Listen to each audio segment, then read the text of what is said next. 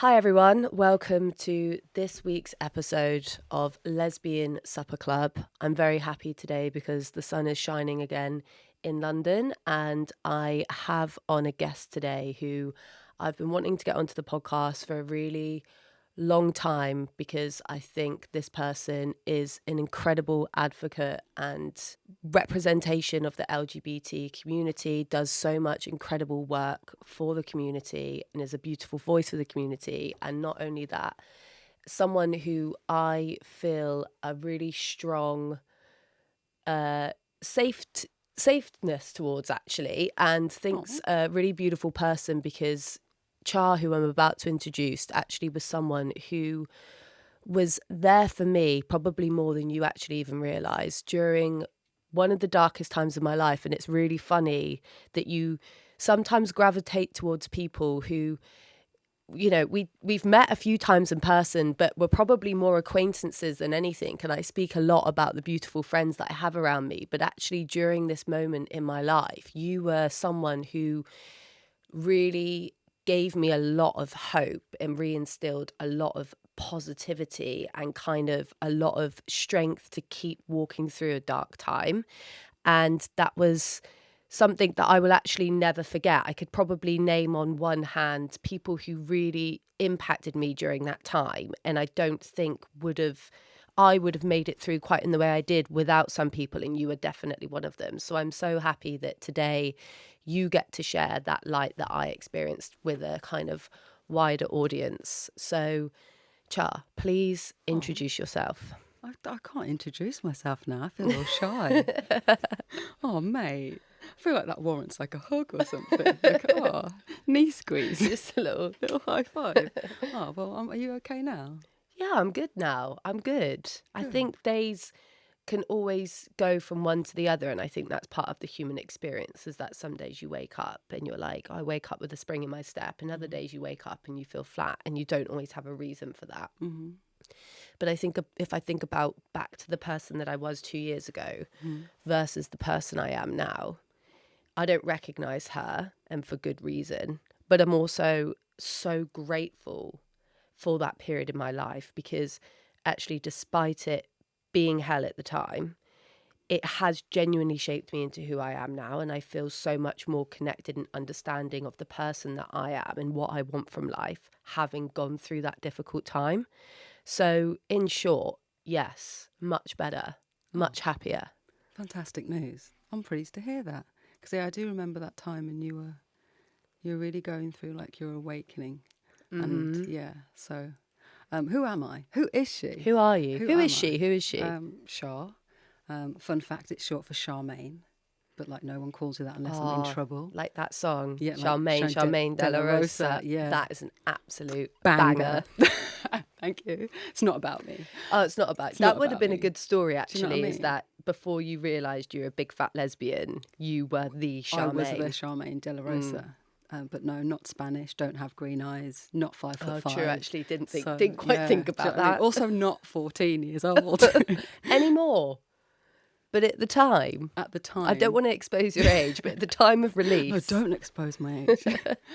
What am I? Who am I? What do I do? I suppose in my bio, I guess it says that I'm a light warrior and that I'm a black autistic lesbian. I suppose I think that it probably sounds a bit pretentious and arrogant to say, but I think I'm probably one of the like original professional lesbians since I sort of came out. My work has been within the community. So if we talk work, yeah, I'm director of Birmingham Pride. amazing. Birmingham is my hometown. Whoop, whoop, whoop, bello bab. I work for UK Black Pride. I write for Diva magazine. By trade, I'm a peak performance coach. So I consult and work with like businesses and individuals to try and help them do better, feel better, be better. But generally, I'm just like a tree hugger, somebody who like waves at dogs and avoids the owners.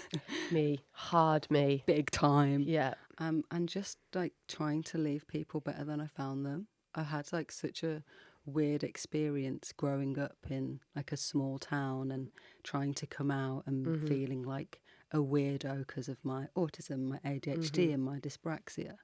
So I guess I've made a career out of like trying to help other people Yeah. see themselves and be themselves. And I guess that's what I do on a daily. Oh, and I'm a leser, Yeah. Well, I big mean, time, big, first and foremost. first and foremost. So Big you time. wear a lot of hats. Yeah. And what you said there kind of about being one of the first visible lesbians. And I would absolutely agree with that as well.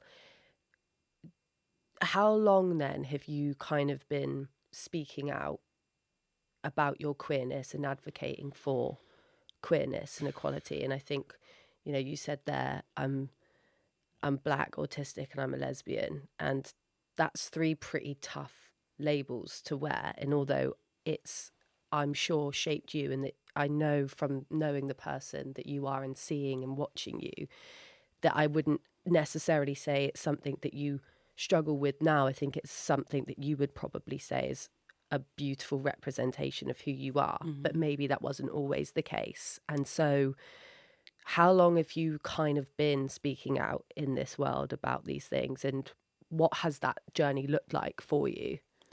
Well, I've been volunteering at UK Black Pride for, this is my 9th year. Okay. And so I probably started speaking out about my queerness about a year before that. So probably I'm like 10 years Okay. in the game now. Yeah.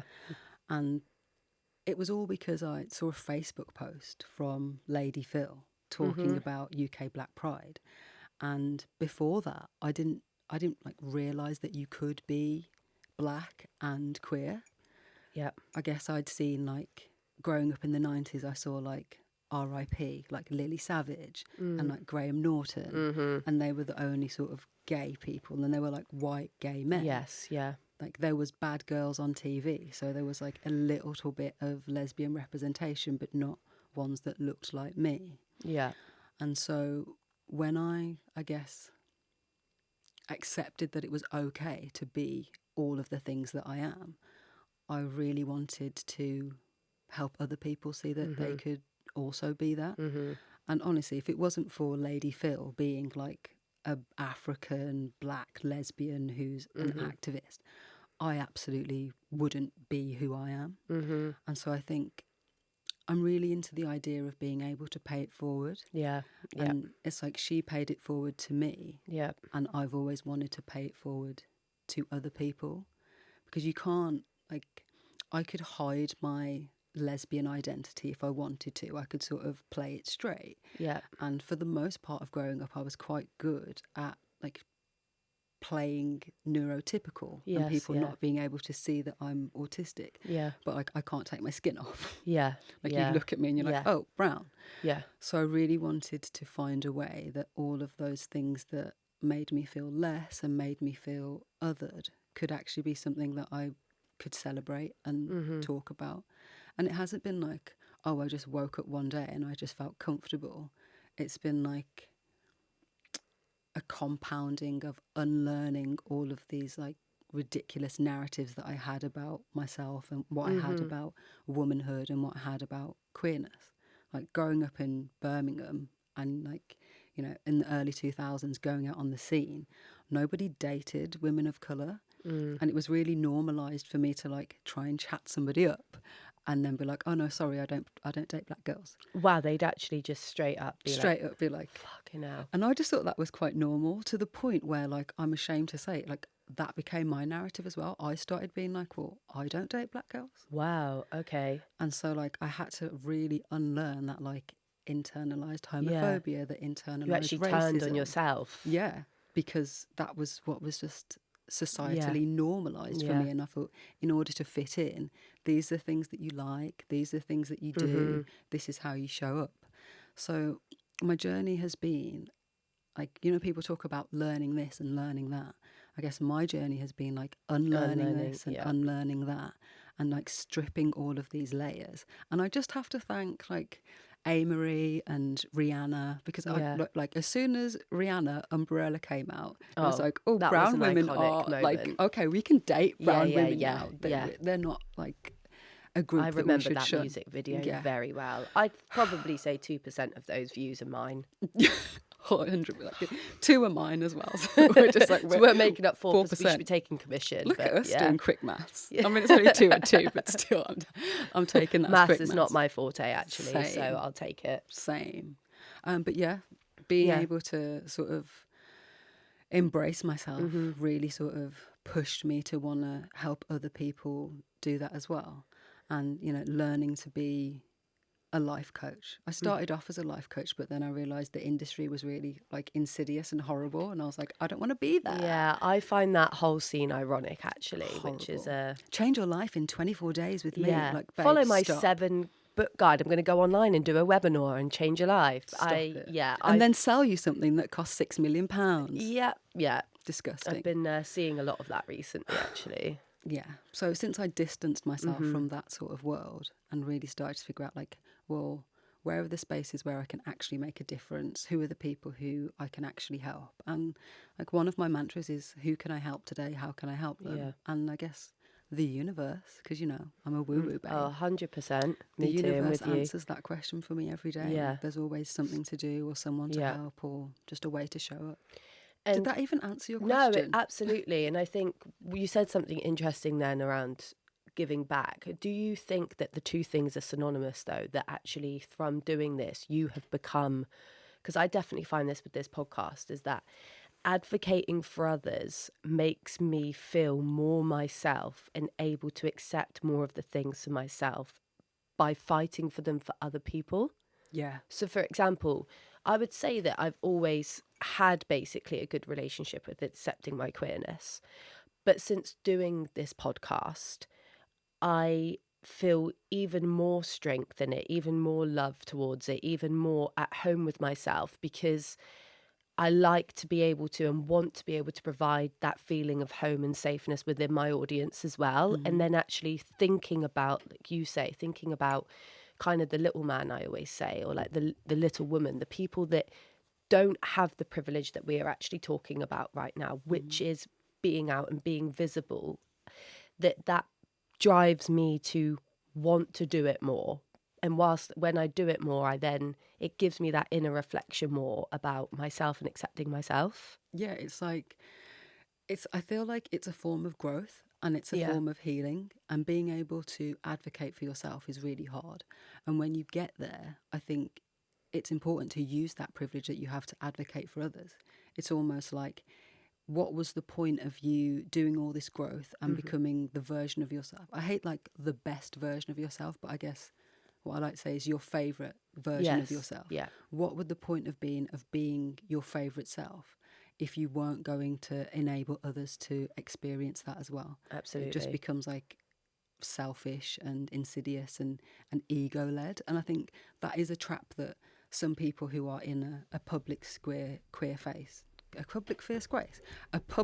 space fall into really easily, that it can become this sort of really egotistical, really about being seen, really about filling up their old wounds with all of this glory that they're now getting. Yeah, and the performance and that the goes with it. performance of it. And if you can get to a point where it's really just, you know, not about you, like you said, you recognise that you have privilege and you recognise that you have, I guess, some level of power, then the most responsible thing to do with that power is to give it away. Is 100%. to empower somebody else and to 100%. let them shine. Yeah. Shine. I couldn't agree with you more. And I think this is the kind of, I speak about it a lot, the battle I have with myself with this podcast, because when you're in these industries, ultimately it is a performance. You're performing in one way or another, right? You're showing up and you're putting yourself out there in a digital world and in a physical space. And I do believe, as much as I would hope that I am always working towards my 100% authentic self, I think we all put on masks at some point in our lives and in our day to show up into certain spaces, not to hide, but there's certain conversations that I would have, for example, if I was going to advocate for queer rights in a political environment versus being sat here with you now. But I feel that being able to kind of show up in this way, but also check myself consistently around why am I doing this is a huge thing. It's like, am I doing it to serve myself? Is there an ego thing talking here, or is there a genuine purpose behind this? And I don't think a lot of people are able to look at that sometimes within this industry, because it's so easy to just get swept up into just the performative element of it. Yeah, it's difficult for you to get to a place where you've evolved to a place where you are invited into these spaces without recognizing that by being in those spaces, you have to then evolve again, because you're almost like playing a different game. You're in a different arena. There's a different set of people to be impressed by you. And that can create like real internal pressure. And that's where you have this battle with your ego of like, oh, well, I was sort of a big fish in a little pond. I've now gone into the big sea. Now, do I keep that pattern and keep that behaviour and keep performing and keep trying to be the best? Or am I going to allow myself to be a part of this? Yeah. And I think we don't always have to strive to set ourselves apart from others if we recognise how great we are as individuals, and if we recognise how great everybody else is too. And I think once we get to that place of that internal peace, we're no longer looking and thinking about how we're being perceived or trying to compete with anyone. We're just looking for who we can help, how we can collaborate, and what good we can do. And it's such a game changer when your perspective, not only on yourself, but on what your expectations of everybody else are. It's like, I find so much peace in just knowing that I'm good enough, I am enough, I'm happy, I'm at peace, and peace. no one else can take that away from me. And if anybody else has more, that doesn't mean I have less. It just means that abundance is out there, and if it's possible for them, then it's possible for me too. Absolutely. And I think the key word that you said there is peace. And I speak about this a lot. Like, you can talk about happiness, you can talk about environment, you can talk about friends, you can talk about family, but all of those things I believe can be interchangeable and are often environmentally they can change, right? Whereas if you find inner peace, that's something you give to yourself. And that once you find that, it's very hard for other people or the world to break it. But I think the journey to finding it, and it's kind of what I was speaking about at the beginning of this episode, can be really hard. And I was thinking actually on the way over here, you speak there about kind of keeping yourself, checking yourself and keeping yourself, about how I came to know you actually. And it was because I remember you were one of the speakers at the, I'm going to say it wrong now, ESOP. They'd done one of the speaker libraries. Yeah, and this must have been about... the little perfume, the hand wash brand. And you got up, and I remember being in the audience, and I have to admit, I've said this before, like a lot of the influencer stuff with the events and things like that, I just hate. Like, it just, the energy for me is horrendous. I don't like it. I find it a creation and again, a performance, and it's just not something that I necessarily enjoy. I envy people who can walk in there actually and enjoy it and take it for what it is, but it's just not me. And that was one of the first times that I was listening to you. And it was actually, again, probably one of those self-reflection things of me, of being like, oh, this person actually just shows up the way that they want to and not the way that they think that they should. And it made me actually, because I think this was just about the beginning of the podcast, where it very much started as more of a narrative around the irony of some of the ways that lesbianism can happen, and the relationships and all of the funny stuff that is part of the community. Like, we are in so many ways like a walking mem when it comes to, you know, like long distance, U-hauling, all of that stuff, dating your best friend, then breaking up, being best friends again. And I love that about this community, and I love the comedy that comes with it and the shared journey that comes with it. But I found that it was in the early stages that was kind of just becoming its identity. And watching you made me have a hard look in the mirror of being like, Scarlett, you've put yourself in a box here that isn't actually, you don't feel like you doing this, but you've kind of given yourself this label. So you keep doing it but every time you're doing it, it's taking something from you. And so, yeah, being able to show up authentically in what you're saying there is, I think, so important. And you helped me kind of find myself as well. And it goes back to what you were saying at the beginning about the people that influenced you and kind of set the precedent for you and opened that. I don't think people realize sometimes the powerful impact that they do have on others just by showing up in an authentic, honest way as who they are. And I think you do that extremely well. Mate, don't make me all like emotion. Not on Lesbian Visibility Week.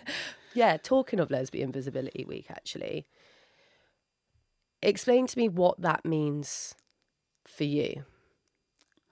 Well, I think if you like to riff off of what you just said, it's like when I saw lesbians who came before me being completely themselves, it gave me permission to be completely myself. And I think when I think about Lesbian Visibility Week, I think about all of the ways that lesbians are dismantling the patriarchy. Yeah. Our invisibility, if you like, is because of the patriarchy. As women, we are taught to please men, to protect ourselves from them, or to do something to placate them. Yeah. And as a lesbian, I don't have to please a man. Yeah.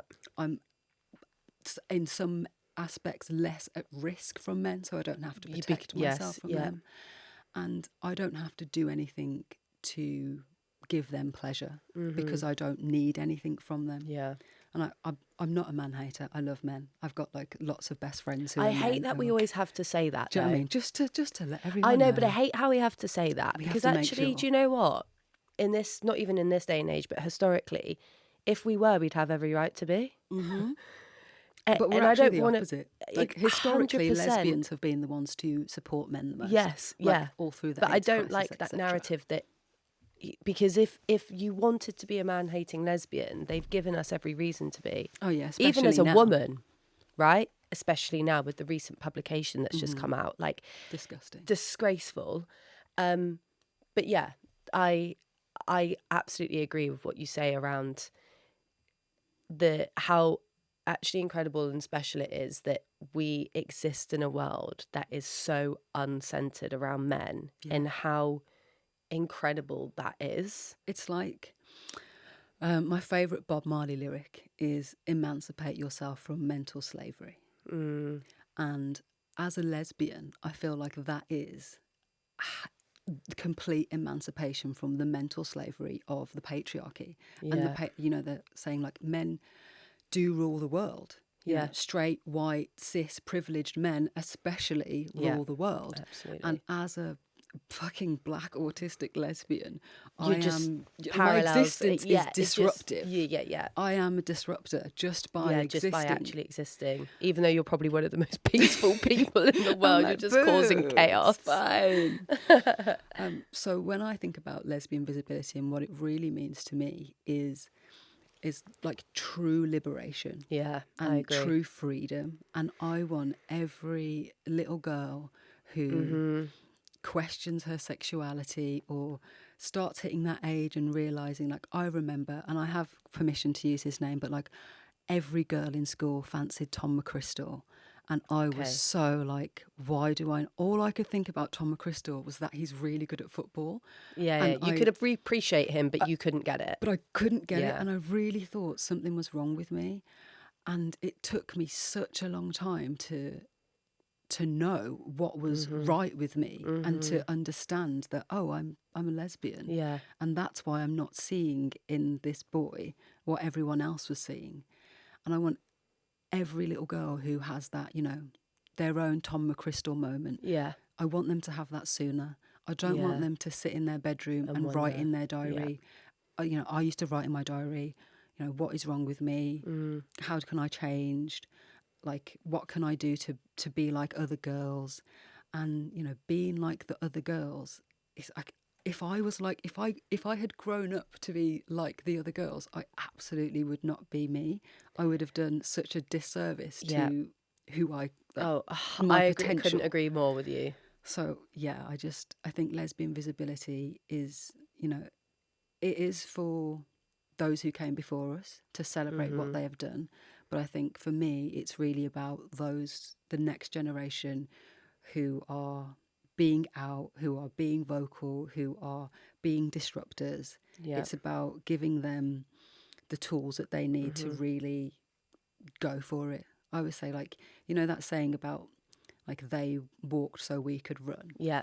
I Yeah. feel like that's what I want to be. I want to be one of those who is walking so that someone else can Yeah. run. 100%. I think lesbian visibility, lesbian, can't even say it. Lesbian. Lesbian Visibility Week for me is actually what you're saying there is just a personification of the fight historically, and actually the fight that we still are very much working on today.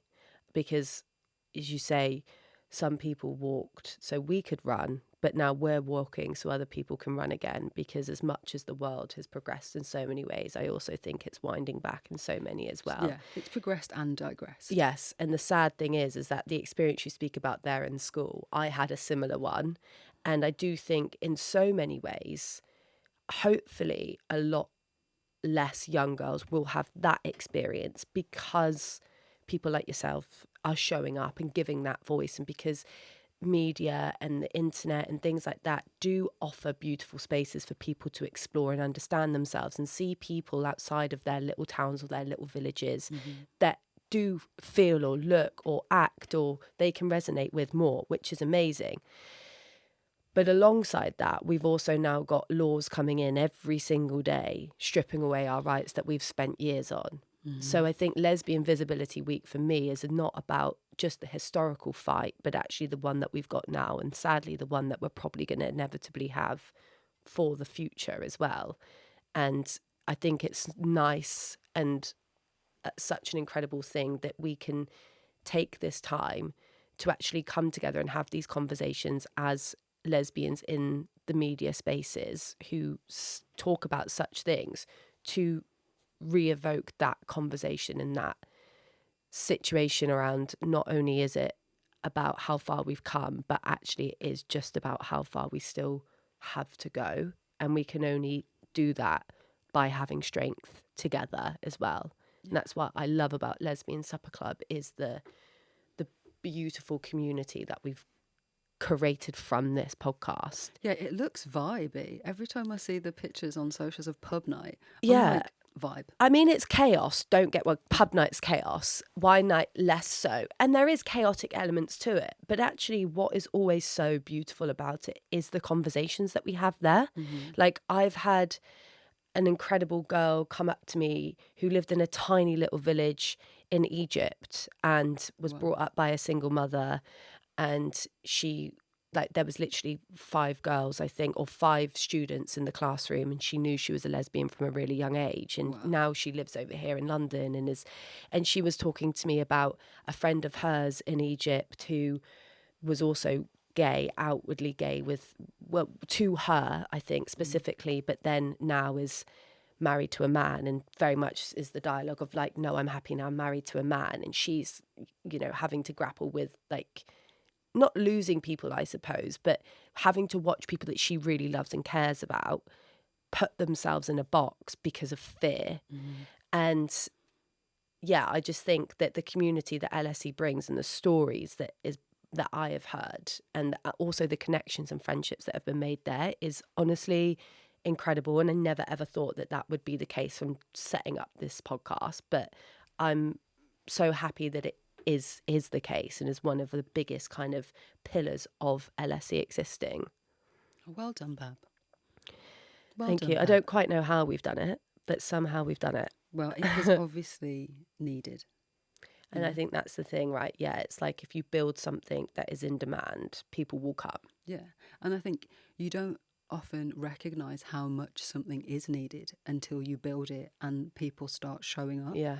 And like, on one hand, it's a shame that it has to exist and that people have to still feel so isolated and wait for that one thing that they resonate to be able to show up. But then on the other hand, what a beautiful existence, and what a beautiful space that you've created for people to really sort of disarm themselves, unmask the versions of themselves that they put out into the rest of the world, and find a place where they can actually just like breathe. Yeah, and I do find that with LSC, because of the locations that we choose and the way that it's set up, I do find it a very safe space. And I would hope, and I think the feedback that we have got is that other people feel the same, which is super important, because when we're selecting locations, we're having conversations with brands and potential collaborators. That is like the number one non-negotiator. It's like, you're either going to be here and advocate and protect us as well, or like, this isn't going to happen. 100%. And that's been incredible. I want to just move the conversation on, because you mentioned at the beginning, again, of this podcast about all of the different things that you do. And I know that you're a very busy person even still. And I think with being so self-aware and so conscious as a person, not only of yourself, but of the world and of the people around you and everything, alongside the objectivity of the physical strain of working, can be a really, really difficult place to be sometimes. And I know that you've spoken out about this on your page, which was that a few months ago you suffered a complete burnout. And again, going back to the conversation briefly at the start, I think what I spoke about as well, that I went through a couple of years ago, was probably a touch of that and a breakdown. So I went in with a double whammy. And I would love, and I'm sure that people listening to this now will, again, completely be able to resonate. Or if they can't resonate with me saying the word burnout, will probably resonate when you go on to hopefully speak about the journey with that now. And I really want to talk about it, because I think it's extremely important. And again, I don't think something that is discussed enough, because our lives online are taught to be aesthetic and beautiful and positive. And I think there is a lot of stuff out there around what you were saying with the life coach type things. But I think even that's a performance sometimes in itself, like a 7-step guide to fixing your life. Like, piss off. Do you know what I mean? I don't want to swear, actually. Fuck off, I do. And so I'd love to hear from you about how that happened to you. What was the final realization that this was happening to you? And then how the hell did you get yourself out of it and get back to now? Yeah, I guess burnout for me is, I guess, polarizing, because I have autism and ADHD, I experience really high highs and really low lows. And I've gotten really good at navigating my diary, navigating my energy, navigating who I spend time with, so that I can generally stay quite balanced and enjoy the highs and feel comfortable when I'm going through the lows. But last year, at the beginning of the year, I set myself, like, I sat down with the man down, with the masked lesbians, and we wrote down a list of goals, because we do our little get-togethers with our personal development. And I was on for achieving things. I was sort of sick of sort of being quite steady. Yeah. And I was like, right, you've got a platform, you've got a fucking brilliant network, you've got all of the opportunities. You need to, you've got the tools, so stop let's coasting. amp it up. What are you doing, girl? Like, I had a little word with myself. In You the mirror, and you felt you'd got a bit too comfortable and just like, oh well, it's decent. So it's decent. Yeah, let's just roll. And I thought about my 2 younger sisters, and I was like, I want to be an example to them of what a black successful businesswoman can look like. So I am going to amp everything up. And for the first sort of 4 months, it was like really fucking good, like liberating as well, like, to rip the plaster off and just run. Working with like global clients, I'm traveling around the world, I'm doing this, that and the other. Like, I was ticking things off my bucket list. I was having the absolute time of my life, and I really was like feeling myself. Yeah. And I got really into my ego. Yeah. I got into an ego space of like, wow, if I can do that, then I can do this. Which, by the way, isn't a bad thing. And I speak about this on this podcast. I really dislike when people hear the word ego and think have negative like No, 'cause association it's to great it. because it motivates Ego you. is what It's gets like, us out of bed in the morning and gets us absolutely. all going. And when you're tapped into it, it can be incredible because Yeah. you run on a high of then inviting more beautiful things into your life. Absolutely. So I was like master manifester, like Mm-hmm. on this fucking momentum of Yeah. and feeling great and like I can do this and I can do this, like affirming I am successful, I am powerful, I am all of these things. And about 4 months in, I started to feel tired, Yeah. and not tired as of like, oh, I'm a bit tired, but like, oh, I feel a bit dizzy. Okay. I feel a bit like spaced out. Yeah. Like, whoa, I need to like really ground. And being self-aware, but also being quite woo-woo, I really misread myself. Yeah. I was like, I just need to ground. I just need to do Yeah. some earthing. And I hadn't really considered, bitch, you have literally switched gears, gone really, really, really fast, Yeah. and then just gone like, oh, I need to ground. Like, that is not how... Because you're going from one extreme to the other and your body is just not catching up. My body was like, excuse me, can we stop? And I didn't stop. I pushed because, like I said, I was in a space of being really, really good at telling my body what to do, Yeah. and really, really fucking bad at listening to what my body was telling me. Yeah. And I think we all get Yeah. like that. We're like, you can do it. You can. Oh, just like, push through. Just push through. Yeah, it's a mentality It's one thing. more thing. It's Yeah, one more yeah. event. It's and when the gonna do... opportunity's there as well, and I don't know about you, but when you've grown up with nothing in this life and people are giving you opportunities, you feel like you have to take them. Yeah, like the scarcity mindset was real. And I am very much an abundance person. I always believe there's more. I It will always come believe to you it will come yeah. to me. But I was in so much of an ego state. I had so much momentum that the scarcity mindset really Started came to through. kick in. So it was like, well, if I just do one more, and if I just keep Then I this will momentum, feel... and then and it's never going to be enough when you're in scarcity mindset, because no matter how big the job is or how good it looks, it's not fulfilling you. It's not filling your cup all the way back up, and you're working at a deficit. And when I started to work at a deficit, it just chipped away and chipped away and chipped away and chipped away. And the moment that I realised that in fact, that's a lie. There was no moment that I realised. I didn't realise at all. I woke up to go to UK Black Pride and I couldn't speak, and all I could do was cry. And I was looking at my partner and she was like, just lie on the sofa. Like, you don't have to go to UK Black Pride. And I was like, no, I do. I have to go. I have to go to UK Black Pride. Because when you get into that mindset as well, you actually believe that the world will fall apart if you don't do something. Yeah. Yeah. And I couldn't speak. When I stood up, my legs were shaking. I was like, not the glowy, dewy brown colour that I am now. I was like grey. And my partner was like, you literally can't. Yeah. It's not like you think you can and you can push through. Yeah. It's like you're at the line, babe.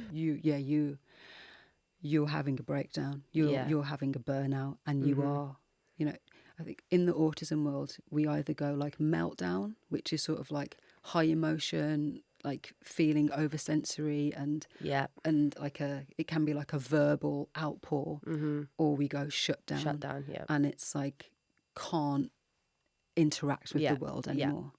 And I was at shut down. Like, I couldn't look at my phone.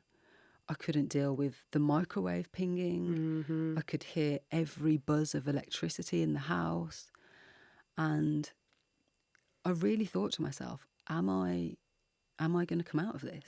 Have I really taken it too far that I can't walk back? That I can't. And so it wasn't a realization, and it wasn't a choice. It was like a emotional, mental, physical collapse, like a cave in. And the guilt and the shame that I felt, because I was like, what a knob. You've got all of this beautiful stuff around you. You're talking about me in 2024. It's the same thing. Like, I couldn't even get out of bed to record this podcast, and I didn't want to. that I got to a point where I just didn't care anymore either. I was like, I care so much, I don't care at all. Yeah. Like, I'd cared so much about failing that it had taken away any energy that I had to then actually get out of bed to do it. Mm-hmm. And even now, like, that was such a difficult time and I'd got myself such to the edge that even now, coming in here today, I still have to fight the negative connotation of who I was then walking into the studio and who I am now. And as soon as I do it now, because I'm not the same person, I'm liberated in it. But before, getting to that studio or turning on a mic was like putting someone in a room with their biggest fear of like 20 snakes, for example. And it's the same thing. It was like, Scarlett, you have something at your feet and in the palm of your hands that some people could work their whole life for and maybe not get. And yet you're sat here and you've got a problem with it. Yeah. And that internal fight with yourself is because So then the you more better you just be grateful. exactly, and then you Sort hate yourself yourself out. more, and then when you hate yourself more, you keep yourself in that energetic space. It's like a negative It's a horrible spiral. loop, yeah. And it's like you start to question like what, like who you are, Yeah. and where you can go next. And I was Yeah. like, am I depressed now? Yeah. Like, should I just like quit everything and Mm-hmm. just, should I move somewhere else and start This is again? Should I just delete my Instagram? I was and- back in Somerset. I had a plan to move back to Somerset and live with my nan and just eat rich tea biscuits every day. Vibes. Because honestly, still vibes. Because yeah, I'd got to a point of such high capacity that I just wanted peace. Yeah. I just wanted everyone to fuck off, leave me alone. And that was it. Yeah. I didn't want, I was just done. Not in a way that you talk about, like depressed, yes, because I think those things overlap. But more than that, just done. Just so exhausted, I was done. I just didn't have the energy anymore to do it. Yeah, and it comes with this like this shame, Mm-hmm. because it's like, especially when you've done things so publicly, and people have a perception of you Yep. of being a person who is together, somebody who they can come to for answers. Yeah. And it's like, bitch, I ain't got no answers. I've got nothing to give you. I've got nothing for you. Yeah. I haven't even got anything for For myself. Yeah. And just the shame of getting myself into a situation where I really thought that was the end of me being this version of myself. And I guess I was right in a way. Yeah. It was the end of me. Because you've had to reborn. Yeah, I had to rebuild Yeah. my ego. Yeah. Rebuild the ego that I so desperately need in order to like speak and Yeah. to have this persona and to have this energy and to help others. But it took me to a place of really crumbling, and then having an opportunity to reflect and be like, well, actually you haven't crumbled because you are bad or you are wrong or you are a mean person, and you haven't, like, this isn't karma coming to get you because you're horrible.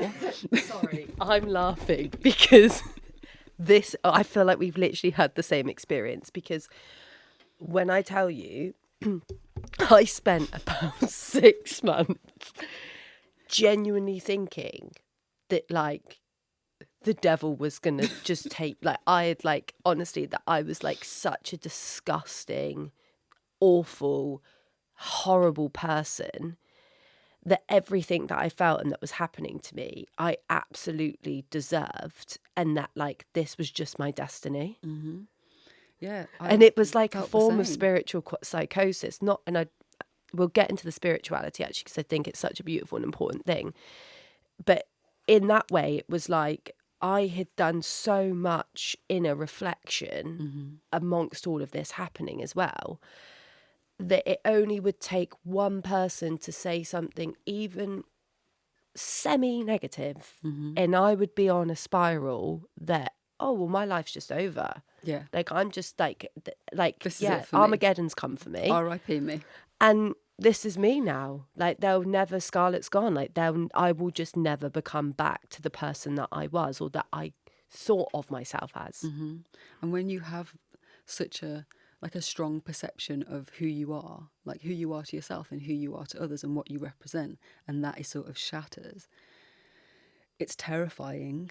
But it does sort of, when you get when you move through it, Yeah. you get to rebuild a version of yourself that you like more. Yeah. Yes, and that absolutely. is stronger. Yes. And that has more resilience. And I think if I hadn't have gone through that burnout, I wouldn't be this version of me. I feel exactly the same. And I just feel so much more grounded now. Me too. I feel so much more present. Me too. I feel so much more valuable. Yeah. And also less in need of having to do stuff in order to feel stuff. Yeah. I think we often resonate with that so much. If I do this and I'm going to feel this, well, actually, I'm just going to feel that feeling first, and then I'll enjoy whatever the thing is that I was going to do, rather than chasing the thing in order to get the feeling. Yeah, absolutely. And just for people listening, what practical things do you think you done to rebuild yourself? Like, where did you start? What were the stepping stones you took? Well, I started by full transparency with the people in my life. Yeah. Because it's not just the perception of myself that shattered and that I was worried about. It was the impact that I was going to have on the people around me. I didn't want to be a burden to my girlfriend or to my sisters or to my parents. So I had to be really transparent with them about what was going on for me. And I also had to reframe the idea that me going through this meant that I was a problem to them. Yeah. And that I was too much. So I think it started off with having really transparent, honest conversations.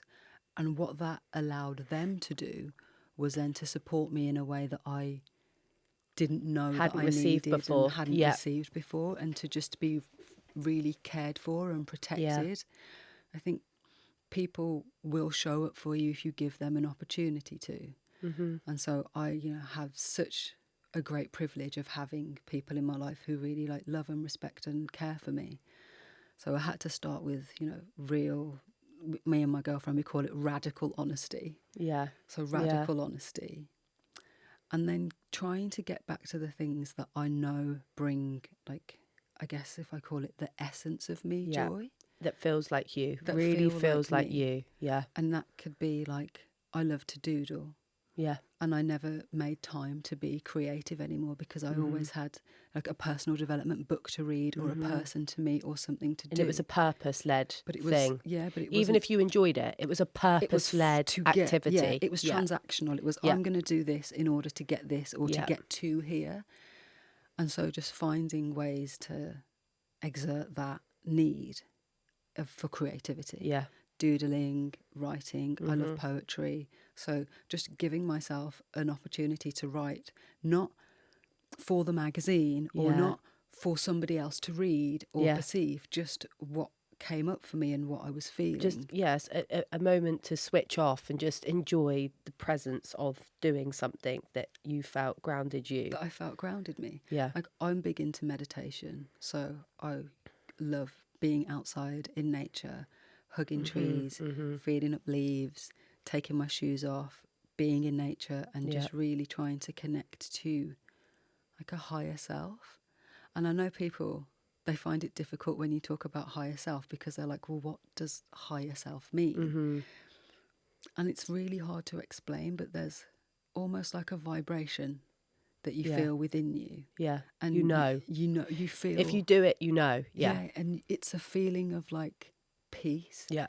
So I was just searching for moments of peace. And then when I found those moments, just holding on to them. Yeah. Staying in that moment, not thinking about what I've got to do next or moving on, just really trying to find presence again. Yeah. And also, it's sort of a negative thing, but I just became really strict about who I was going to interact with and who I wanted to give my energy to, and just noticing where there was a lack of reciprocity in my relationships, where I was giving without receiving. And I don't mean it in a transactional way of I gave this to you and I expect something back, but who are the people who would take from me and not return anything, or I wouldn't feel good after I'd interacted with them. And just note, really using this, when you stop when you start again, you have to start slowly. It's like if you like fall on the floor, you don't just jump back up. You get up slowly and you sort of like stumble around. And through that sort of metaphorical stumbling around, I was just really cautious about how I felt around people and really aware of how different people made me feel. And I got quite cutthroat with my boundaries because it wasn't like, oh, I just don't like you or I can't engage with you. It was actually, you're really bad for me. Yeah. And if I keep... It's hurting me. It's hurting me. Even if you're not intentionally doing something, it's hurting me. Yeah. And I'm not helping myself. And I can't excuse the hurt that I'm feeling anymore because it's literally flawed me. Yeah. And which means I can't excuse you anymore. Yeah. Which means... Well, bye. and this is the thing. When you're down at the bottom fighting for your life, you get to a point where, for me now, and it sounds so silly, the one thing I'll take from it is that I'll never get there again. I know I'll never get back there again. Because it quite literally did almost become life or death. Yeah. So now, you say about that, you know, the radical element of it, I don't care anymore. Not because I don't care about the people that I love and the people around me. I would hope to think that the people that are around me and the people that know me would back the person that I am. But there's so many things that I don't care for anymore to apologise for or excuse myself or explain, because for me it quite literally got to a point where it was my life or not. Yeah. And so now I can't make reasons for that to people, and I just don't want to either. Like, I'm so disinterested in exerting energy in that way, which is, I think, what you're saying. It's like, when you get that far down and you're the person that picks yourself up, because yes, the people around you can be incredible, but ultimately it starts and ends with you. And I do believe that, because for me, for example, as much as the people around me were incredible, people weren't there at 4 a.m. when I was looking at my dog like, bro, how are we going to get through this? Because like, I actually really just don't know at this point. And it wasn't that I was suicidal. It was more that I didn't see light ever coming back into my life. So it was that I was searching for. And that's when strength is built and the non-negotiables are built. Like, you say now that you're selective. I spend a lot of time alone now and I love it. I think like, I really love it. I love not talking to people for 24 hours. But that's like a residual symptom of growing up as a lesbian. Like, you are so fearful of not fitting in and not being a part of a community that being alone is almost like your worst fear. Yeah. And when you go through something like a burnout or a depression or an awakening, you start to value, actually, I never needed to be surrounded by all of these things just to feel like I was a part of something. Yeah. And being alone is actually part of me being able to reset and recharge and give more value to the people who actually deserve me. 100%. And what you say there about, like, you talk about the poetry and the things that you do. I mean, mine was slightly more aggressive, let's say. I got on a motorbike, call that what you will. But I absolutely understand the feeling that you describe when you find something that brings you back to everything that you are. And that feeling of that higher self is how I feel when I'm on a bike. So cool. And I pull down a throttle a bit, not because I drive like an arsehole, in the right environment, or when you step off. It's when you get off from a ride and the adrenaline you can feel. Like, that for me is like, you feel in that moment that nothing can touch you because your brain has been so focused just on the now for, it doesn't need to even be long, 20, 30 minutes. It is like a meditation. I was going to say, that is literally when you a meditation. Get off, it's a flat line, but in the most beautiful way. And like, I'm a Pisces, that feel the same when I'm on the beach in the sea. It's that same thing, but it's that the duality of my personality. Lol. It's like the fire and the water, and I love both of those things for very different reasons. And that's where now, like, that's where I get my energy from. It's me, and that's part of it as well. Like you mentioned, the duality, and going through like a burnout or like a meltdown or hitting rock bottom allows you to explore how multifaceted You have to reinvent. are. Yeah. And you don't have to be this one version of yourself that you've spent your whole life creating.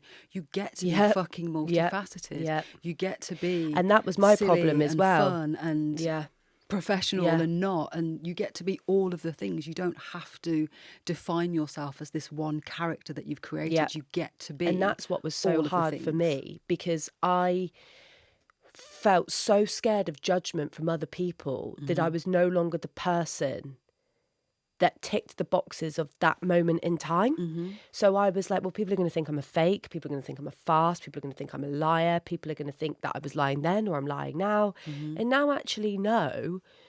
Why the hell would I be the same person now that I was 7 years ago? Yeah, you get to evolve. What an odd way for me to think that 16-year-old Scarlett doing shots of Sambuca on the strip in Kavos is going to be the same Scarlett now who just enjoys eating.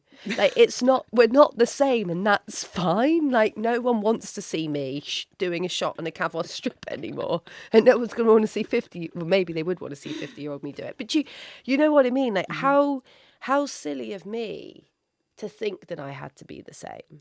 But it's also not even silly of you, because that's how society it sets us up to think that we have to fit all of these things and we have to tick all of these boxes in order to reach the level of success that is okay for a person of this age. Yeah. And it's like, actually, all of those things are bullshit, don't count, aren't real. What matters is how I fucking feel, what I need, and being able to fulfill my needs. And that is what is so ironic, is that, like, it literally doesn't matter, and yet we all spend every day thinking that it matters so much. And people literally don't give a shit about you. They're busy worrying about themselves. Exactly. So I always say to people, like, you're a passing thought. So there's not going to sit here and say people don't make judgment. It's part of the human behaviour.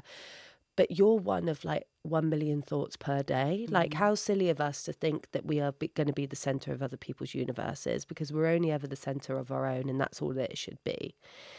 And it's just cute that people want, like, if people want to judge me, cool, boo, judge me. That says way more about, like, your judgment of me has got nothing to do with you. 100%. Absolutely nothing to do with me. I want to talk then, there's two things that I want to talk about left, which again I think is so funny, because I think me and you are so similar in so many ways, which is Pisces and Virgo is like it's a good friend vibe. Oh God, yeah. Which is the spirituality and the autism. So I'm going to start with the spirituality, and I think that ties into the burnout as well. And also part of being a lesbian is that I find spirituality, because I think we are higher powered beings, lesbians. Sorry, it's Lesbian Visibility Week. We are a better race. I'm sorry. Like, we are genetically involved as a breed. The hets just aren't the same. Like, we are here, they're there. It's a fact. I do think lesbians should rule the world. 100%. This is why they oppress us so much, like the because world they would be know. a better place if lesbians ruled it. But it fundamentally would. That's the thing. It's like, I'm not even saying this from bias. It's just a fact. It's fully factual. So the spirituality. So I haven't spoken about this a great deal, but I think people know that I'm hugely spiritual and always have been, because I'm someone that has always been very, I think, awakened, not only to religion, I think, and I've spoken about this before, I'm not religious, but I think spirituality is a form of religion. And I'm not religious per se, as I would box myself as a Catholic, a Christian, a Muslim, or a Sikh, whatever that may be. But I love and appreciate and think there's so much beauty that lies within religion. And actually what makes religion ugly is the world, not the religion itself. And spirituality saves me over and over again, because what you've spoken about a lot during this podcast, maybe actually even inadvertently, is an inner knowing that if you ask for things, they generally will come. And I do truly believe this. And spirituality was probably the one thing that did keep me going. Like, that, just an inner belief in telling myself that no matter how I felt in that moment, it wouldn't last forever, because it simply couldn't, is what kept me going. And it was actually, I don't know if you know Florence Huntington Whiteley. She's come on here. You would love her as well. She's amazing. She's very similar energy, incredible person. And I was speaking to her at the time of this as well. And of when I was in this moment, and she sent me to one of her healers, Kate. And it honestly did at the time as well change my life, because it gave me so much hope and realization that there was so much out there that was out of my control, and that I could surrender to it. And that felt like protection to me. So it is my form of religion. And I think anyone who debunks religion or spirituality is an uneducated individual, because how naive of you to think that you know everything about the world when we don't even know how big the universe is. How naive of you to think that you understand that black is black and white is white, and that grey area doesn't exist. And that's a whole other separate conversation. But I remember going to Kate, and it was one of the first days that I went to her.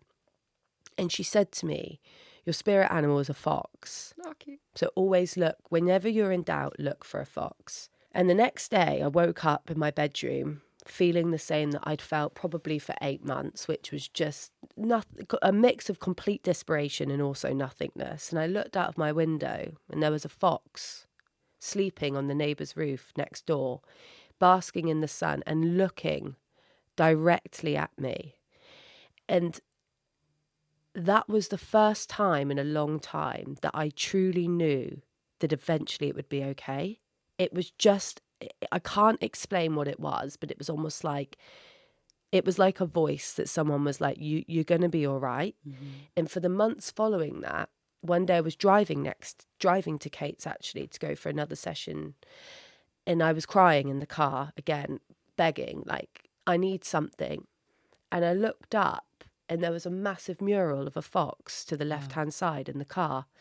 And then there was another day that I was walking to the train station again to go somewhere for work, and again, crying in the evening, completely alone. It was winter, it was dark, it was miserable, I was desperate. And I was walking along on my phone, and a fox just came out from under a car and just sat in front of me. And too many times those things had happened for it to not mean something, and I think it's hidden from the world, because if people don't understand it, it helps to keep people controlled, to keep them vibrating on a certain level. And you kind of, again, brought that to my life as well, sharing your spirituality and what that means for you. And again, feel like tying into the burnout and being queer and doing all of these things and showing up and having and needing strength. What does spirituality mean and do for you in your life? I think it's about believing in something bigger than me, and trusting that whatever it is that is bigger than me is going to pull me through whatever it is that I think that I'm going through. Yeah, it's about knowing that if I surrender to the spirit, then it will guide me, it will carry me. I grew up my mum was a born-again Christian growing up, and so I was christened and confirmed and baptised, and it's one of the things that I thank her for most, because I wouldn't say I'm a Christian now, but I'm so glad for what she taught me about the values and faith and praying and connecting and believing and just trusting. And like every day I say to myself, I love myself, I trust myself, I am enough. And the universe always reinforces that for me. Of course, because we all are an energy. And when you understand energy is science. So when people, again, try and debunk this stuff, it bothers me so much. But separate conversation. When you have an awareness of your energy and what you're putting out, an awareness of other people's energy and how to protect yourself from it, it's almost like you're living in the matrix, because you are not necessarily seeing, like I'm not seeing people's auras or like seeing the numbers of the matrix, but I can intuitively feel when someone's genuine. I can feel when people are in pain. I can feel when people are frustrated and angry, and I know when to be flexible enough, when to move, when to connect, and how to look after myself spiritually. When I was about 16, I actually had a near-death experience. So I had a really complicated illness when I was a teenager that carried on into my 20s. And when I sort of had this really bad reaction to a medication that I was taking, I lay in my bedroom and I said to my mom, I'm going now. Like, Wow. I'm going to a good place. Yeah. Like, don't worry. And I looked at my bedroom window that was opposite, and I could just see like a light. Wow. And I could hear, like, I can't even describe the sound, but it was like a song, but also like humming, and just also like a high frequency. And it just felt like pure peace. And, you know, previously people have told me like, oh, that was the medication that you were on, or oh, that was because you had such a high temperature. But I felt, I felt just so much peace. Yeah. And like literally straight after seeing and feeling that, and my mom being like, you're not going anywhere, and her praying and, you know, being distraught as, you know, a mother would be, I literally sat up in my bed, vomited. Wow. And the stitches that I had from my surgery like all came out, and I was rushed to hospital, and the hospital said, like, you know, another hour and you wouldn't be here. Yeah. Again, I had similar experience. Yeah. So I can't unhear and unsee and unknow and unfeel what I felt. Yeah. And I also can't give it to anybody else. It is mine, and it is beautiful. And all I can do with it is try to remember that I am sacred, I am divine, so are you, we are equal. Let's try and show each other the light in each other. And if you want to call that spirituality, if you want to call that energy work, call it however whatever you want. Yeah. But it is human connection. It is the vibration of the earth. It is what makes us all connected. It's what makes us, you know, see an advert about progressive world country and see the children starving and feel something. It's what makes us look at, like, you know, I'm a stickler for like seeing like an abandoned dog. Don't. The dog charities and me have got a really difficult relationship. It's me hard. and animals. I sometimes question myself because look, You're a fox. with people, it hurts me to see people hurting. 100%. If I saw someone crying in the airport the other day, and it made me cry. But dogs, animals, it's like another level for me of like pain that I feel. Why would we have this pain in our? Because it's not a pain that you think about. It's something that you actually innate, feel. yeah. And when you feel something, that feeling carries a vibration. So why would we have that if we weren't connected to something higher? Sentient, if we weren't supposed to be helping each other and loving each other and having this unspoken, not tangible thing that is in the space between us. It's like, I don't believe that there is space between us. I believe that in this air there is energy, there is a vibration. And to some people, you know, when you walk into a room and you're like guided to a person, or you feel like they've got a good vibe, or the absolute fucking complete opposite, where you're like forced away. Keep you there. Yeah. That is how spirituality shows up for me daily. And it doesn't have to be in like a prayer or a meditation or in the most divine way. It can literally be in sharing a smile and being the version of yourself that you like the most. 100%. That's I an agree. act of being a spiritual person to me. And I find as well that, and again, the people around me do say this, is that if I speak something enough, it will happen, good and bad. Oh yeah. And I don't know if that's just me, or I think the more you're tapped into it, the more the world receives it as well. You have a mental energy, right? So like when you put that thought out, that thought carries a vibration. And if you have a visualization that goes along with that thought, then it becomes a real thing that you can see. Yeah, 100%. And if that's a good thing, then you can absolutely move towards that and like actualize it. Yeah. And if it's a bad thing, the same is true. Yeah. So you have to be in control of the things that you are projecting onto yourself by projecting them into your mind. 100%. Like, I do feel and find that the things that I've genuinely wanted in this life, I have got through actively.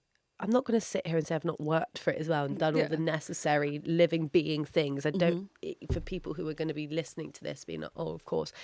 But genuinely the things that I have Actually, do you know what I think it is? It's what you're saying about going into a room, picking up on the energy. If I think about wanting something, because we can all want things all the time, but if I think about wanting something and it feels like it's already mine, it's innate to me, I've got it. It's already It done. happens. Yeah, absolutely. Like there's stuff happening in my life now. Did I just know it was going to happen in the next 6 months? Like I just know that these things will just come to fruition. And it's really odd because when I was in that dark space, nothing happened because I didn't have the energy to manifest or think about anything happening other than just basically getting out of bed. So at that time, it was about recovery and becoming who I am now. And now it's like, I know the things that I'm thinking about. I can already see myself in that space. So I just know that they will just that you are work. going to come. Yeah. And it's the same on the opposite. Have you ever met a person who's like super negative, and then when negative things happen, they're like, I knew that was going to happen. And it's like, yeah, of course you knew it was going to happen. Because you've literally put it out been there. putting it out there Yeah. since I've known you. Yeah. Like, can you stop, babe? Yeah. Like, yeah. And what's that saying? What you think about, you bring about. Yeah. And it's like, well, think about something different, babe. Change the station, change the frequency that you're on, because I believe in like projection, and I think that you learn to accept what you expect. 100%. So if you are expecting bad things, you start accepting them, and you're like, oh, it's fine because I knew that was going to happen. I knew she was going to break up with me. I knew they weren't going to text me back. I knew I wasn't going to get the job. And it's like you're fine with it because you've learned to expect it, and so you accept it. But if you expect better for yourself, you will only accept better for yourself. And when you start make better for yourself internally, because all of those Literally. examples there with these people are based on other people or things. Precisely. Stop putting it on other people and put your energy back to yourself, and then things will literally walk towards you. Then but people you're get in control stuck in this, exactly, but they're stuck in the cycle of, they well, I'll give be their happy power when. away. Yeah. It's just literally giving your power away, giving your power away, giving your power away. And I really am a massive believer as well in the same lesson will keep coming back to you until you learn. Yeah. And I've mastered this now, as I know when I'm in a lesson phase, and I know to learn the lesson and walk away really quickly. Otherwise, it will keep repeating. And I'm so good now at mastering. Oh, I know this is a lesson, and even though I want to do this, my gut's telling me it's got to be this, and I'm going to trust that. Yeah. And it comes back round every single time for me now. It's hard to learn to trust yourself, but I think it's one gut of instinct. the most important lessons to, and I think it's only a lesson that you can learn by failing at it. Yeah. You have to get it wrong in order to get to the point where you get it right. But once you learn to trust yourself and to trust your instinct and to follow it, you have so much more peace. Yeah. Because you know that there is this internal guidance system that is going to take you to wherever you point it to go, wherever you want to go. And it's going to keep you away from the things that you don't want in your life anymore. Yeah. Yeah. Absolutely. And then finally, but not one of the most important things actually we could be speaking about, as much as it's Lesbian Visibility Week, it's also Autism Awareness Month. Woo, woo, woo, woo. How long have you known, I don't want to say how long have you known, because Risen with the tism. I'm about to. Funnily enough, me and you also are on the same trajectory in this, and I've not spoken publicly about this before, so that's interesting. But when were you diagnosed? Not until I was, I don't want to give my age away. But Just say how many years ago. 8 to 9. 8, 9. Yeah. Okay. Interesting. Yeah, 8, 9. And I first spoke about it publicly 6 years ago. And what did that look like for you? How did you get to a point? Because, again, and I'm going to be the person who says it, because I'm going to play devil's advocate, because this is coming from me, who I actually I'm in the process, and I'm not even sure if it's a process that I'm going to continue, which I can speak about briefly. How much did it change you when you got that diagnosis, if it changed you, and how did that come about, and how did it feel? I guess it changed me because it gave me, what's the word? It gave me something to look at, to go, oh, that's why It's I'm like a like Bible, this. like a handbook. This makes sense Yeah. now. I'm not just a weirdo, and I'm not behind all of my peers, and I'm not lesser, and I'm not Different. different. But you are, I but am you're different, not. Yeah. but it's In your own actually category of okay. difference, yes. And there's a reason why I think like this. Yeah. And it was a previous partner who had always said, like, she had like autistic people in her family, and she used to say to me, I think you're autistic, I think you're autistic. And I was like so offended, because I was like, I'm not some Sheldon Rain Man person. Yeah. Like, I am not this. And again, it's a male focused diagnosis generally. Yeah. And yeah. There was nothing for me similar to like lesbian visibility. Yeah, There was there's just no one no- visible yeah. for me to be like, oh, that's autism. That's the kind of autism Yeah. that I have. Yeah. And so getting the diagnosis was like an exhale, Yeah. because my mum had always called me like eccentric. Yeah. She's a bit eccentric. She's very blunt. She's a Char's bit her black own and white. person. Yeah, Yeah. Yeah, don't yeah. be offended. Like, Yeah. I'd see my uncle. I'd be like, "How come you're bald and fat?" And my mum would be Yeah. like, "You can't say that." And I'm like, "I'm not being mean. I'm just asking a question based Yeah. on an observation of Yeah. what he now looks like Yeah. and how he's changed." It's in a the last, fact. Yeah.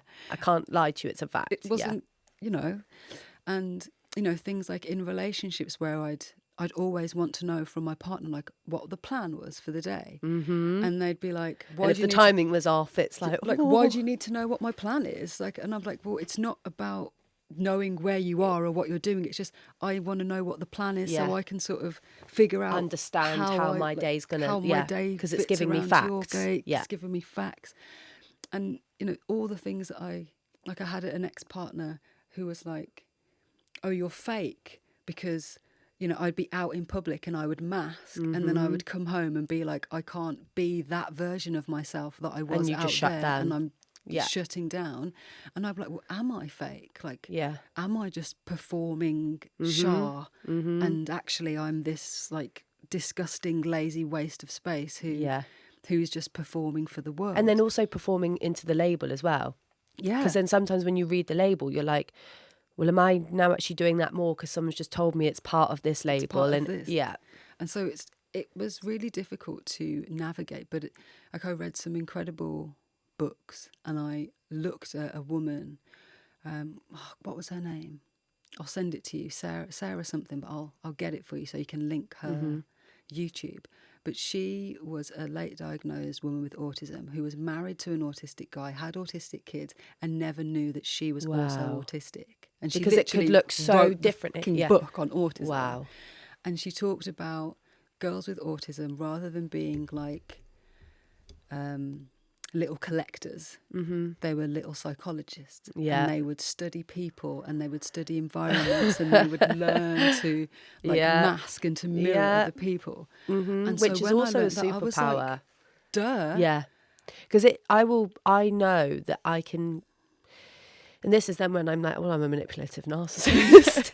Because I know you could put me in most situations and I can make myself fit. So then that's sometimes the polar opposite of what we're taught autism is, because autism's like, well, no, you're going to be sat in the corner with a backpack on and massive headphones. And And then I'm like, well, am I just then so good at being manipulative? And it's like this whole gaslighting circle. But it was the same. What happened? I've had people in my life say it to me. And then I was like, similar thing. Well, no, because I'm high achieving. I've had lots of friends in my life. I formed successful connections. I can hold eye contact, although I've noticed you do the same thing as me, as you go right up to the room, right up here, which is what I do sometimes as well. And it was only again during this bad phase when I was speaking to different therapists, every single one said, do you think you could be autistic? And I was like, not the problem right now, actually, because got bigger fish to fry. Yeah. But I think they were saying it because what you're talking about, the burnout and it all comes in together, because you're either all or nothing. Yeah. So you're all here, or you're crashed, and you're not crashed like a normal person. Like, you are crashed, which is why I think now I still spend so much time alone, because it's still actually recovering in a yeah. way, because it takes so long. But then there's also the recognition that I don't want to live like other people live, which is to like socialize all the time, because they get their battery from that. It takes from mine. But I had convinced myself for so long that I wasn't that person. Mm-hmm. But I think it's important that you show up so authentically with this as well, because I went to an initial diagnosis session, and when I was talking out loud to the people, I felt like I was, I wouldn't say being judged, but when I was speaking out loud, like, oh, I host a podcast. Mm-hmm. I can show up in this way. I have a global brand. I worked in the government for 10 years and done X, Y, and Z. Yes, I've got great relationships with my friends and my family. And I was sat there listening to myself thinking, Scarlett, like, these people are thinking that you shouldn't be sat here. And now I felt like I shouldn't be sat there. And then they said to me, we'd like to speak to your friends and your family, like your mum. And I'm thinking, but I had awareness from the age of 3, and I hid it from my own mother, because we grew up in a really difficult time where I didn't and couldn't be a burden to anyone. So I spent time alone with my dolls in my room. But I also knew to go out and socialise with my friends to give my mum a break, because I knew from a very young age that she needed that. So my mum's not going to tell you the inners of Scarlett's life and Scarlett's brain, because Scarlett also is intelligent and has a very high level of awareness. And it's weird, because I've been grappling with what it means to me to actually go and get the diagnosis, but also just understand that I am who I am. And I think there's so much pressure around the ADHD and autism labels now as well. And there's so much pushed on us around that sometimes I think that can also then be detrimental, because it can then also sometimes consume us. And a large part of me is like, well, I just walk through the world in the way that I am. And talking about that, like walking through the world, some people look at me and they're like, why do you walk like that? Because I go into my, well, not conscious walking like a normal person, so I walk like a robot and my arms don't move and things like that. I'm like, okay, Scarlett, you are different, but what does it really mean to me to get the diagnosis? And I'm really grappling or trying to understand how that looks. I think if it's not important to you, then it's not important to you, and it's not something that you should ever do if it doesn't feel right for you. But I think what is beautiful about getting a diagnosis is that there will be other Scarletts who are like, I'm a high achiever, I have good relationships, I come from a difficult home life, so I've learnt to mask and I've learnt to prioritise others' feelings because I've read the room. I know that my parent needs me to be this version of myself to protect them. And, not everyone will be able to look into the world and see a version of themselves that they relate to. And if there is another little Scarlett out there who looks at you and goes, oh my God, she's got a global brand, she worked in government for 10 years, she does X, Y, Z, and she has the same challenges that I have, but these are the ways that she's learnt to navigate life, and these are the ways that she showed up. And I think, you can't be what you can't see. And if you just being you and being open about who you are and what your experiences are help someone else, and if you have capacity and can be vulnerable enough to allow that to happen, then if it doesn't matter to you, cool, but it could matter to someone else. Yeah, it's a very good. And I think that was for me. That was the reason. That's an incredible way of putting it. Next person might not be. That's an incredible way of putting. Because again, it's the same as being gay. It's like, I'm all right with it, and this is the thing. It's like, I don't think the diagnosis would personally give me a lot, because it's not that you'd want to. Because I actually love that I'm the way that I think I love, because I have such a big mind, like you say, about understand. I can see patterns. I know what people are going to say 9 times out of 10 every time before they say it. In like situations, I know what's coming, and so I like those things. I enjoy that I kind of live in my own little world in this way, and I can problem solve really well, things like that. But there's obviously a lot of difficulties that come with it. But it's not like you can take a pill and the hard things that come with it go away, right? So I think that's where the diagnosis is less of a big thing for me. But I think the fear of judgment for me is a huge thing as well, of people in my life, even people who love and care about me, be thinking differently of me because it doesn't look like what they would perceive it to look like. So I almost feel embarrassed, not because I feel shame to the label, but I feel embarrassed of the conversation that would come with it, if that makes sense. So I would rather just not know, and then I don't feel like I have to say something. But it's actually really incredible what you've said, is that, again, going back to kind of the previous conversation here about showing up as a lesbian, it's the same thing as showing up with another hat on that doesn't look how the world perceives it. Like, I don't look like a lesbian, but yet I'm a massive fucking lesbian. It's like fighting against all of the binaries that the world have set on us, which actually just make everyone's life so much harder. And it will give you an opportunity to grow in a different way because, like you said, you will have to navigate people having a different perception of you. You'll have to have uncomfortable conversations, but you will also give that person in your family or in your friend group an opportunity to grow as well. Yeah.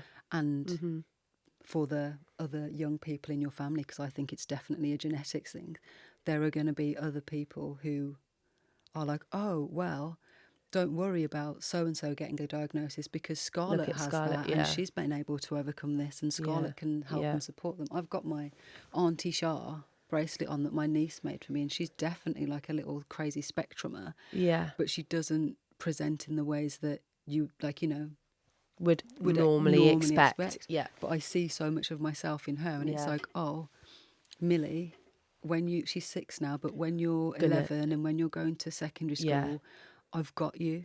Because you're going to understand the journey that she's going to be on. Yeah. Yeah, it's a very nice way of putting it, actually. So thank you, because it's given me food for thought. Food for thought. Seeds planted. Char, I want to thank you for this conversation, because I think that we've covered so many amazing things, and I think it's given not only me food for thought, but hopefully the people listening as well. And I thank you for coming on and sharing the beauty of the depths of your mind and also experiences, because I think there's a lot there, and I could probably keep this conversation going for a very, very long time. But before we wrap up, I just want to ask if there's anything that any departing words for the listeners of today, or anything that you just want to touch upon before we wrap up today's episode of Lesbian Supper Club. Wow, big question. I've hit you so many big questions. Sorry. Many big questions. But I think what I would like the Lesbian Supper Club listeners to know is that your feelings are always valid, and you have a responsibility to take care of yourself in a way that truly honours you. You are a divine being, and if you can see that divinity in others, if you look at the world and if you admire people, and if you respect people and you see greatness in others, then remember that we are all mirrors to each other. And the greatness that you see in someone else is a reflection of you. So don't forget to build yourself up and collect your own power, because it is there inside of you for a reason, and you get to use it and you get to grow it. And I hope that you cherish yourself and love yourself and celebrate yourself as much as you deserve. Thank you. Thank you very much. And I'm sure that I will have you back on very soon, because I have no doubt that we're going to have a lot of feedback from this episode, and I'm sure people will want us to dig deeper on some other stuff. So that's it for today's episode of Lesbian Supper Club. I hope you guys enjoyed this conversation. As ever, please comment, please rate the podcast. Let us know what you liked and didn't like. I always love reading the responses, because it really does inspire me to kind of lead future conversations. Don't forget to follow us at Lesbian Supper Club Pod, and we will see you guys next week. Long live lesbians, long live the spectrum, and long live spirituality. Goodbye. Thank you. Nailed it.